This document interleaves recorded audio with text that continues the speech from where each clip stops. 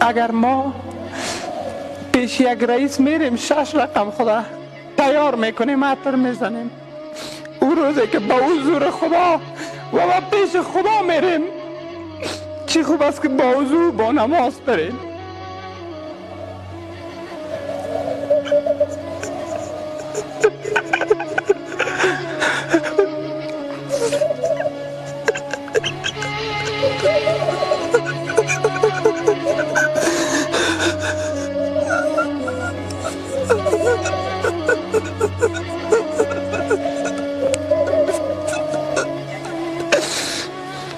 شاید یکی از بنده گناهکاری که در این خاک باشم من باشم، ولی من که عشق میریزم میگم جوان به خدا نماز بخوان، با خدا باش که عزت خدا به من داد. ما پیدا کردیم این عزت که چی لذت داره دین.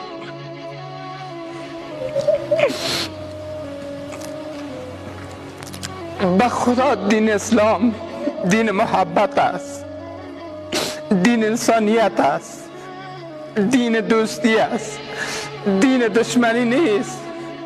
و او کسایی که دین سخت میگیرم از در صدا میکنم که برادر به خدا قسم که دین ما دین صفا است، دین صلح است.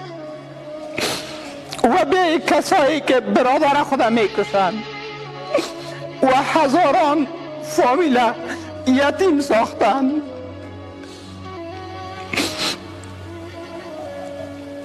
به خدا طفلی را دیدیم اینقدر این کاکاو سودا میکنه. میگم بچه چی میکنی؟ میگه کاکاو سودا میکنم. میگم نانوار خانه نداری؟ به خدا دست چپ راست خدا نمیفهمه.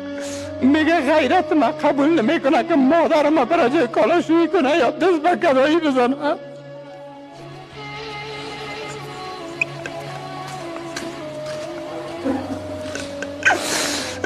مردم ما به چی وضعیت است؟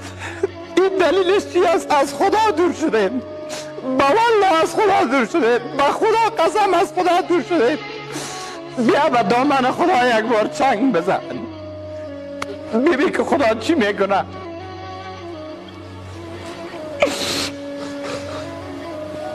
ببین که خدا چی میکنه.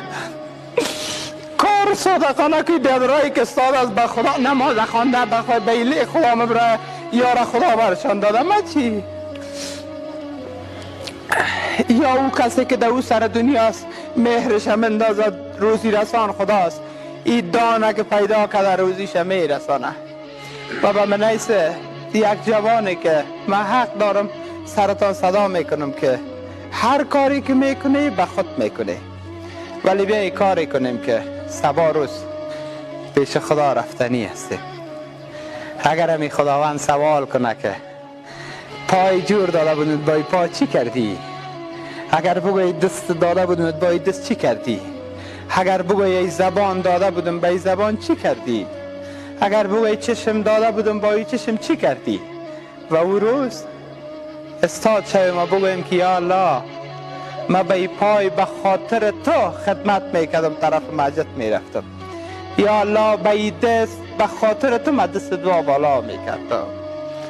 و این چشمی که از تو حیا میکرد خداوندا، کامره تو بالای سر ما بود، به هر جایی که میرفتم تو با ما بودی.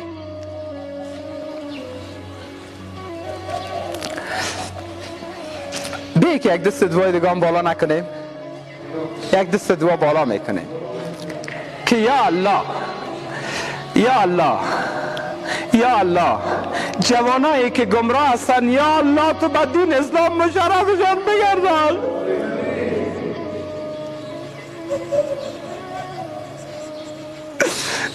یا الله جوانایی که پدر و مادر آزار میتن، یا الله یک مهر در دل از ما بر تو تا پدر و مادر نرنجانند. و یا الله جوانایی که به خاطر تو خدمت میکنن، یا الله به خاطر تو خدمت میکنن و خداوند توهین و تحقیر میشن، یا الله این جوانا را صبر نصیب بگردان. و یا الله هیچ دروازه‌ای که نمان به سوی تو میریم، یا الله دروازه رحمت تو به سوی ما بسته نکنی.